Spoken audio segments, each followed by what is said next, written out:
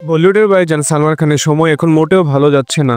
সাম্প্রতিক সময়ে তার একাধিক সিনেমা এখন বক্স অফিসে ব্যর্থ হয়েছে। সর্বশেষ সিকান্দার সিনেমারও একই দশা।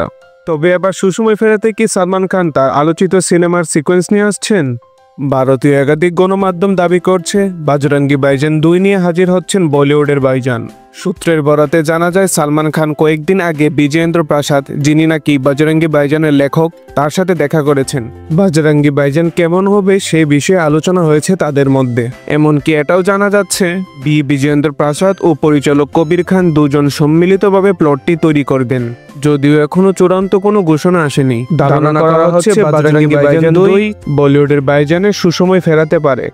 বিজেন্দ্র প্রসাদ লেখক, যিনি ভারতের একাধিক ব্লকবাস্টার সিনেমায় অবদান রেখেছেন। তার উল্লেখযোগ্য কাজের মধ্যে রয়েছে মাগাধীরা, বাহুবলী ফ্র্যাঞ্চাইজি, বজরঙ্গি ভাইজান, RRR। ভাইজানের ফ্যানরা তো এখন অধিক আগ্রহ নিয়ে বসে আছে।